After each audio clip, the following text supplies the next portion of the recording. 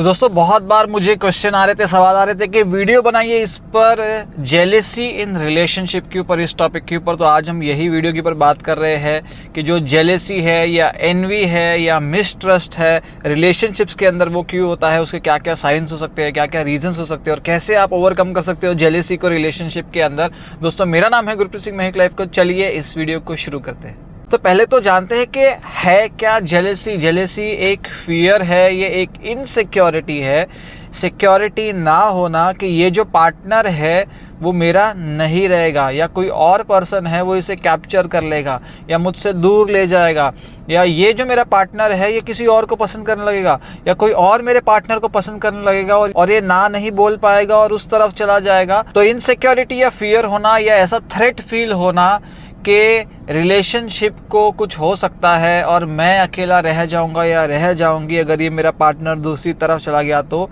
ये है simple core या रूट इश्यू जेलेसी का। अब क्या क्या साइंस है जो जेलेसी के देखे गए हैं। नंबर 1 साइन है कि बार बार अपने पार्टनर को क्वेश्चन करना, उसके लोकेशन के बारे में क्वेश्चन करना, उसके फ्रेंड्स के बारे में क्वेश्चन करना, उसके चॉइसेस के बारे में क्वेश्चन करना, वो किससे बात कर रहा था, कर रही थी, उसके बारे में क्वेश्चन करना, कंटिन्यूसली सस्पिशन में रहना, एक शक रहना अपने कंटिन्यूसली कि कुछ तो गलत मेरे साथ हो सकता है या मे बी हो रहा होगा। सेकेंड है पॉजेसिव या कंट्रोलिंग बिहेवियर। तो पार्टनर कहाँ जा रहा है, जा रही है, उस पर रोक टोक लगानी, कंट्रोल करना पूरे तरीके से। क्या पहन रहा है वो कंट्रोल करना, कैसे फ्रेंड्स के साथ घूम रहा है, घूम रही है, किससे बात कर रहा है वो कंट्रोल करना, ऑफिस के कलीग्स कैसे है वो कंट्रोल करना, क्या वॉच कर रहा है वो कंट्रोल करना। तो इतना पॉजेसिव हो जाना और ऐसा लगना कि किसी भी तरह का एक्सपोजर अगर मेरे पार्टनर को मिलता है तो वो एक खतरा बन जाएगा मेरे रिलेशनशिप के ऊपर। तीसरा है अपने आप को, रिलेशनशिप को दूसरे रिलेशनशिप के साथ कंपेयर करते रहना। आइडियल रिलेशनशिप का एक जो है एग्जांपल लेना और देखना कि क्या मेरा रिलेशनशिप इसके आसपास है या नहीं, या वो फ्रेंड्स का रिलेशनशिप है या मूवी में कोई रिलेशनशिप है, और फिर इनसिक्योर फील करना, अपने आप को कॉन्स्टेंटली कंपेयर करना दूसरे लोगों के साथ में और ऐसे सोचना कि मैं परफेक्ट नहीं हूँ या मेरे में इम्प्रूवमेंट हो सकते हैं या मेरे अंदर बहुत सारी कमी है, तो मेरी वाइफ या मेरा हस्बैंड दूसरे को कंसिडर करेगा क्या। ऐसा भी देखा गया है कि जो पार्टनर्स जेलस होते हैं वो अपने पार्टनर की एक्टिविटीज़ को सोशल मीडिया पर ट्रैक करते हैं, उनके फ्रेंड लिस्ट को चेक करते हैं, कौन उन्हें ऐड कर रहा है वो चेक करते हैं, कौन से लोग उनके प्रोफाइल्स के ऊपर, फोटोज़ के ऊपर कमेंट्स कर रहे हैं उन्हें चेक करते हैं, और हर छोटी से छोटी कमेंट कोई ऑपोजिट जेंडर की अगर उन्हें दिख जाती है वहाँ पर प्रोफाइल के ऊपर वो बहुत ज़्यादा इनसिक्योर हो जाते हैं और वो कहानियाँ बुनने रखते हैं अपने दिमाग में कि शायद कुछ चल सकता है या चल रहा होगा या चल सकने के चांसेस है, या मेरी जो पार्टनर है वो दूसरे को अट्रैक्ट हो जाएगा, या मेरी मैरिड लाइफ है या मेरा रिलेशनशिप है वो खतरे में है। अब क्या क्या ऐसे वजह है जिसकी वजह से लोग जेलस फील करते हैं। बहुत सारे ऐसे साइकोलॉजिकल रीजंस है जिसकी वजह से लोगों के अंदर जेलसी हो सकती है, और ये सारे जो रीजंस है ये काउंसलिंग के थ्रू, थेरेपी के थ्रू, मेंटरशिप के थ्रू, लाइफ कोचिंग के थ्रू इसे ओवरकम किए जा सकते हैं। आप अपने आप को हील कर सकते हो ये सब इश्यूज से। तो क्या क्या रूट इश्यूज है जेलस फील करने के, उसे हम जानते हैं। पहला है इनसिक्योरिटी। इनसिक्योरिटी इसलिए होती है कि कभी पास्ट में ऐसा हुआ होगा कि आपकी पोजीशन खतरे में रही होगी, या आपके जो पार्टनर ने आपको लीव कर दिया होगा या आपको अबंडन कर दिया होगा, और आपको लगा होगा कि रिलेशनशिप के अंदर जो आपका लक है वो ज़्यादा काम नहीं करता है। हर पर्सन आपकी लाइफ में आता है, थोड़े टाइम के लिए आता है, उसके बाद में वो निकल जाता है। तो ये इनसिक्योरिटी जो है, इसके बारे में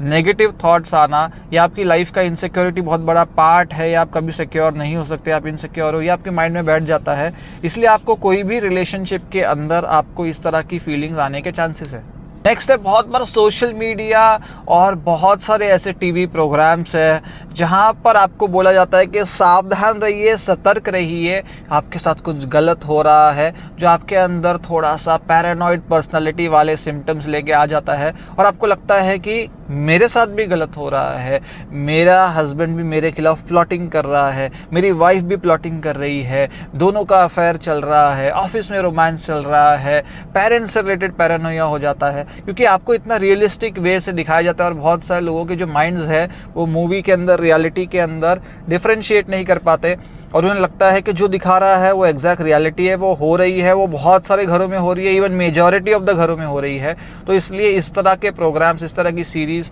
जो दिखाती है कि चीटिंग तो होती जा रही है, हर एक दूसरे पर्सन के साथ चीटिंग हो रही है, कोई भी फेथफुल लाइफ के अंदर है ही नहीं है, सब कुछ गलत ही चल रहा है, सब जगह क्राइम ही हो रहा है, वो आपके अंदर एक तरह का फियर जनरेट कर देता है और वो आप अपने रिलेशनशिप के अंदर भी उसे आप रियलिटी समझने लगते हो, जिसकी वजह से आपके अंदर बहुत ज़्यादा फियर और मिसट्रस्ट आपके पार्टनर के लिए पैदा हो सकता है। तीसरा है कि बचपन में आपकी जिस तरह से पेरेंटिंग हुई है और जो आपका अटैचमेंट स्टाइल डेवलप हुआ है, या वो अवॉइडेंट अटैचमेंट स्टाइल हो सकता है या एंशियस अटैचमेंट स्टाइल हो सकता है, जहाँ पे आपके पेरेंट्स बहुत टाइम के लिए आपसे दूर रहे थे, वर्किंग पेरेंट्स थे, टाइम नहीं दे पाए, फाइटिंग पेरेंट्स थे, आर्ग्यूइंग पेरेंट्स थे, या वो आपको बिल्कुल भी वैलिडेट नहीं करते थे, या आपकी जो अचीवमेंट्स को सेलिब्रेट नहीं करते थे, या आपको बिल्कुल अप्रिशिएट नहीं करते थे, उनका एक तरह से एब्सेंस था। तो इस तरह से जब अटैचमेंट स्टाइल्स है वो फ्लॉड अटैचमेंट स्टाइल्स डेवलप होते हैं, तो भी रिलेशनशिप के अंदर जो है जेलेसी वाला फैक्टर आ सकता है। एक स्टडी ये भी बताती है मेन और विमेन के बीच में जेलेसी थोड़ी सी अलग होती है। मेन जो होते हैं वो फिजिकल लेवल पे अगर उनके साथ चीटिंग होती है या चीटिंग होने की उन्हें जेलेसी होती है तो ज़्यादा एंशियस हो जाते हैं, जहाँ पे उन्हें लगता है कि जो उनका पार्टनर है, उनकी वाइफ है, उनकी गर्लफ्रेंड है, वो किसी के साथ फिजिकली इन्वॉल्व थी या होने के चांस है, इस तरह का जो डर है ये उनके अंदर बहुत बड़ी इनसिक्योरिटी या जेलेसी फैक्टर लेके आता है। और बहुत सारी स्टडीज़ बताती है कि विमेन के केस में इमोशनली अगर उनका पार्टनर जो है वो दूसरे पर्सन में इन्वेस्ट कर देता है, फिजिकली तो इन्वेस्ट किया ही है या नहीं भी किया है पर इमोशनली इन्वेस्ट कर देता है, वो उन्हें रिप्लेस करने को तैयार हो जाता है या उसके साथ शादी करने को तैयार हो जाता है या लॉन्ग टर्म के लिए उस पर्सन के साथ सेटल होने को तैयार हो जाता है, तो ये उनके अंदर बड़ी जेलसी या इनसिक्योरिटी लेके आता है in comparison to the physical aspect. अब एक स्टडी ये भी बताती है कि मैरिड और अनमैरिड कपल्स के अंदर भी जेलेसी थोड़ी सी डिफरेंट होती है। अनमैरिड कपल्स के अंदर जो जेलेसी होती है वो इससे रिलेटेड होती है कि ये पार्टनर मेरे साथ शादी करेगा या नहीं करेगा, या इसकी जगह कोई दूसरे के साथ तो नहीं करेगा, या इतने साल जो इसमें इन्वेस्ट कर रहे हैं वो यूजलेस तो नहीं चले जाएंगे और मुझे रिप्लेस तो नहीं कर दिया जाएगा